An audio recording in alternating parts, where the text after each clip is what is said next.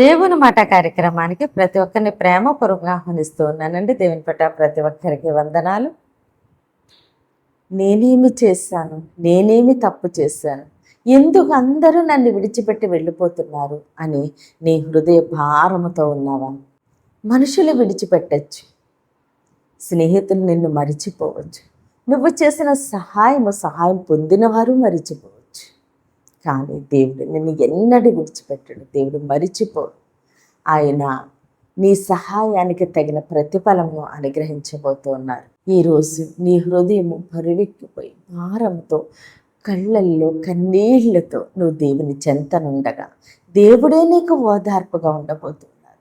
నేను ఇంతమందికి సహాయం చేసేనే, వీళ్ళంతా ఎందుకు నన్ను విడిచి వెళ్ళిపోయారు, మనుషులు ఎందుకు విడిచిపెట్టారు, ఎందుకు నా స్నేహితులు మరిచిపోయారు అని నువ్వు పరిస్థితిని బట్టి అంధకారంలో చీకట్లో ఉన్నట్టుండగా దేవుడు నీకు వెలుగుగా ఉండబోతూ ఉన్నారు. నిన్ను ఓదార్చేది పరిస్థితులు కాదు, మనుషులు కాదు, దేవుడే నిన్ను ఓదారుస్తున్నారు.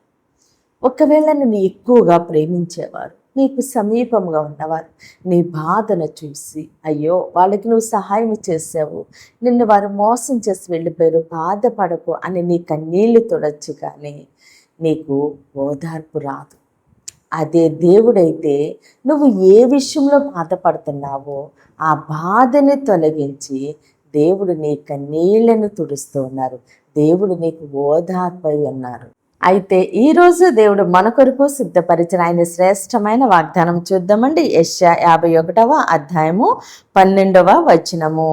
నేనే మిమ్ము ఓదార్చువాడను, చనిపోవు నరునికి, తృణమాత్రుడగు నరునికి ఎందుకు భయపడదువు. ఆమేన్.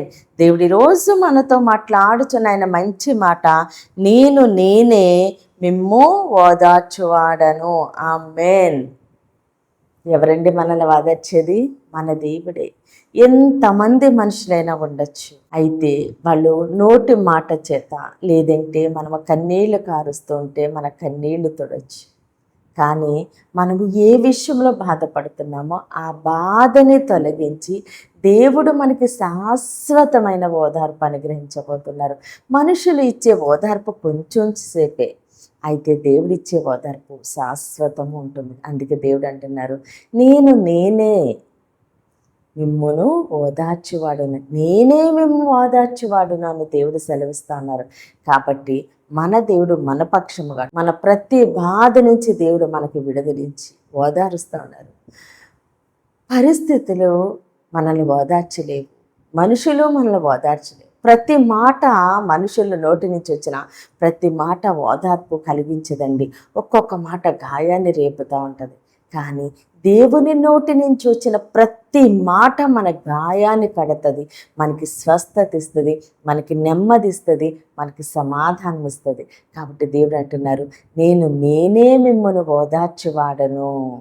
నువ్వు ఎంత ఒంటరితనములో ఉన్నా, ఎంత నిరాశలో ఉన్నా, ఎంత అంధకారము వంటి పరిస్థితుల్లో నువ్వు ఉన్నా, ఎంత హృదయ భారముతో ఉన్నా, మనుషులందరూ నిన్ను విడిచిపెట్టేసినా దేవుడు మాత్రం ఎన్నడూ నిన్ను విడిచిపెట్టరు.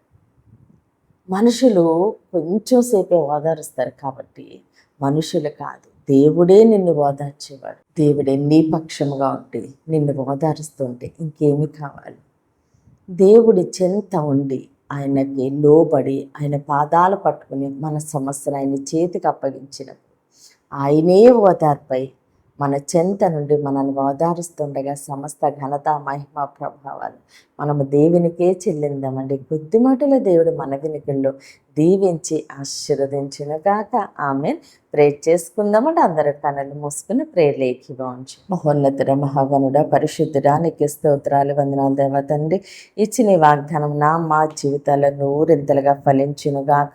దైవజనులు వారి కుటుంబాలు, సంఘాలు, పరిచర్యలు యేసు నామములోనే దీవించబడునుగాక.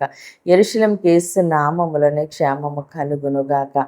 ఈరోజు పుట్టినరోజు, పెళ్లి రోజు జరుపుకుంటున్న ప్రతి ఒక్కరికి సంవత్సరం ఒక ఆశీర్వాదకర దీవెనకరముగా ఉండునుగాక. దేవుని మాట పరిచర్యల పాలిభాగస్తులై భారము కలిగి ప్రార్థన చేయుచున్న ప్రతి ఒక్కరిని దేవుడు బహుగా దీవించి ఆశీర్వదించునుగాక. అనారోగ్యంతో ఉన్న బిడ్డలకి యేసునామములో సంపూర్ణ స్వస్థత విడుదల కలుగునుగాక. మూయబడిన ప్రతి గర్భము యేసు నామములోనే తెరవబడునుగాక. వివాహాలు కావలసిన బిడ్డలకి యేసునామములో ఘనమైన వివాహములు జరుగునుగాక. యవ్వని బిడ్డలకి యేసునామములో మంచి భవిష్యత్తు కలుగునుగాక. ప్రతి బిడ్డ రాకపోకలందును దేవుడు తోడుగా ఉండి క్షేమమైన ప్రయాణం యేసు నామములోనే దయచేయునుగాక. అయ్యా, ప్రతి బిడ్డని నీ చేతులకు అప్పగిస్తూ చిన్న ప్రార్థన పాద సన్ని చేర్చుకోమని యేసు క్రీస్తు అతి పరిశుద్ధ నామమునందు బ్రతిమాలి వేడుకుంటున్నాం మా తండ్రి. Amen, amen, amen. దేవుడు మిమ్మల్ని మీ కుటుంబాన్ని దీవించి ఆశీర్వదించునుగాక. ఆమెన్.